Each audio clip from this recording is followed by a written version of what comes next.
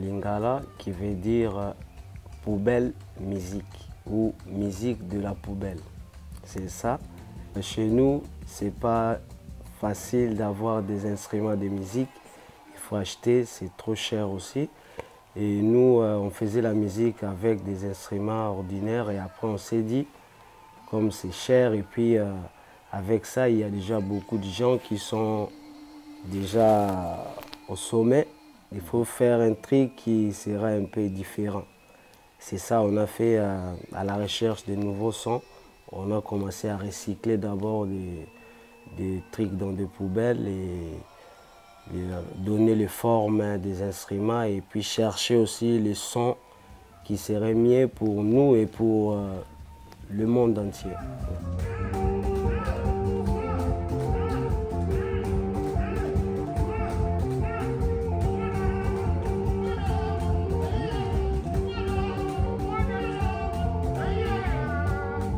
Il y a trop de poubelles chez nous, il y a trop de saleté, ça nous donne maladie. Et ça aussi pour sensibiliser les jeunes, pour encourager les jeunes d'avoir la confiance à toi-même. Parce que quand nous on avait commencé, ce n'était pas facile à nos familles. Parce que c'était un peu, ils nous voyaient comme des fous, parce que comment vous étiez en train de travailler comme ça, vous changez complètement, vous cherchez des trucs dans les poubelles, vous cherchez des maladies. Après nous, tellement on était déterminés, on savait qu'avec ça, on va d'abord aider notre gouvernement et surtout la vie quotidienne qu'on vit aujourd'hui parce qu'il y a des changements climatiques. C'était vraiment notre démarche de faire ça, vraiment de montrer, d'encourager des jeunes qui n'ont pas des choses à faire mais qui n'ont pas de moyens.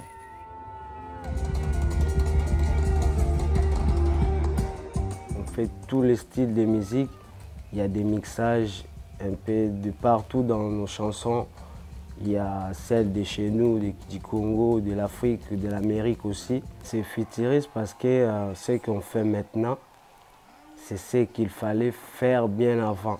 Parce que là maintenant, on est en train de se lamenter qu'il y a la pollution, il y a le changement climatique. Si on avait eu cette politique de recycler bien avant, ça pouvait nous aider. On a un instrument là avec des jantes à vélo.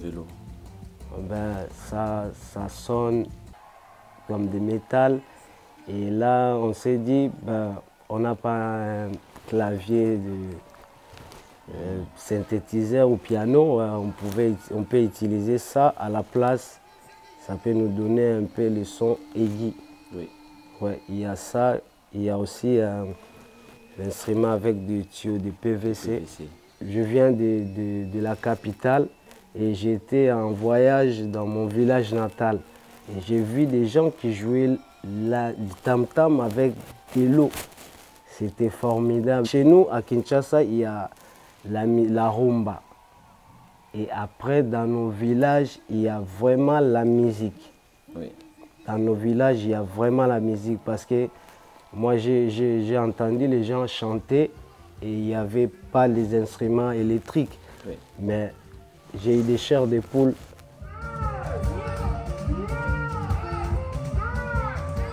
La vie chez nous, c'est des chansons. Oui. La vie, si quelqu'un se réveille, c'est une chanson. Et puis son parcours jusqu'à la nuit, c'est des chansons. Ouais. Dans chaque famille, il y a toujours des histoires incroyables, énormes. La vie, ce n'est pas facile, mais il faut avoir toujours l'espoir. Parce que chez nous, on vit toujours dans l'espoir. Ce qui nous aide à vivre jusqu'à aujourd'hui, c'est l'espoir qui nous motive. Parce que quand tu vois tout, après tout, ça va passer. Parce qu'il y a une chanson aussi, on chante ça.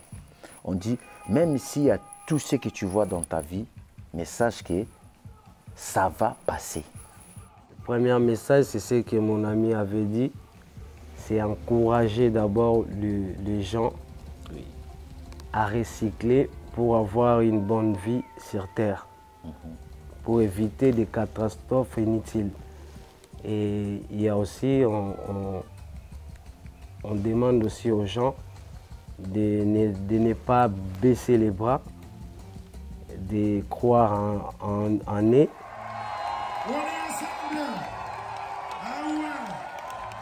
c'est ça vraiment le message de soutenir nos enfants, de le motiver, de le prouver que tu es capable de faire ce que tu as. Même si tu as l'hésitation de faire ça, mais il faut toujours avoir l'esprit de créer. On a aussi des enfants à Kinshasa. Il y a quelqu'un, nous on fait nos efforts pour les encadrer, il y a quelqu'un qui est là. Quand on était là-bas, on leur montrait comment fabriquer les instruments, comment ils peuvent créer aussi leurs chansons.